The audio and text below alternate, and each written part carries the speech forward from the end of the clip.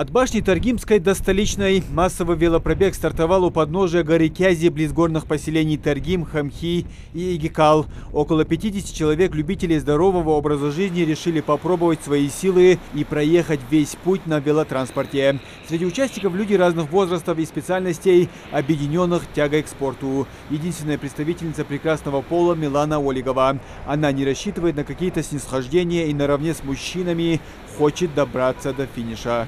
Давно хотела себя проверить на большую дистанцию. До этого 20 километров не переходила никогда. А тут еще и подъем, говорят, многокилометровый. И в меня никто не верит. Никто из участников в меня не верит. Это меня еще больше стимулирует, конечно же. Вы в себя верите? Да, наверное, лучше сказать. Велопробег нацелен привлечь внимание общественности к возрождению традиций велоспорта и формированию здорового образа жизни в регионе. Есть среди участников заезда и представители других регионов. Александр Мальцев приехал из Ростова. Товарищ прислал с Инстаграма ссылку, увидел, решил поддержать.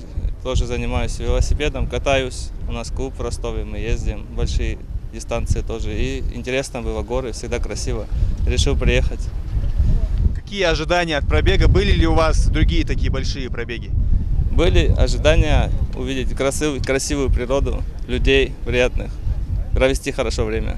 Здесь нет победителей и проигравших. Марафон не является гонкой и призовые места не предусмотрены. Мероприятие носит характер велопрогулки, хотя азарт и конкуренция не исключены.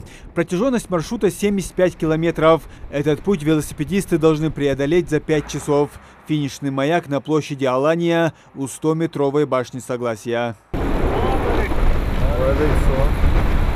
Уже к середине заезда определились фавориты велопробега. Хотя и начинали все с одной точки, в селе Мужичи колонна уже растянулась на несколько километров. Среди участников нет профессионалов. Это врачи и банкиры, работники госучреждений и предприниматели.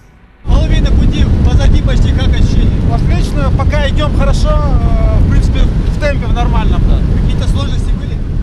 Некоторые подъемы создавали, но в принципе как бы пока все в рамках разумного, нормально. Планируете доехать до финиша? Обязательно.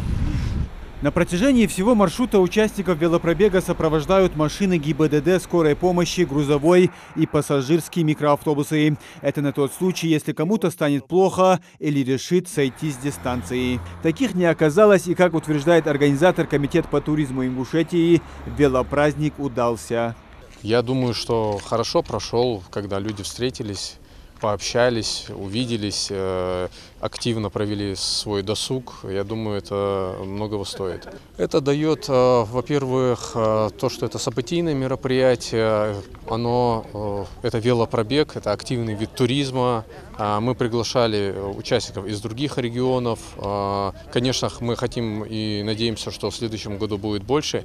Для этого мы проведем соревновательный уже этап. Это будет с призовым фондом, это будет больше распиаренная история, соответственно, и больше привлечет туристов к нам.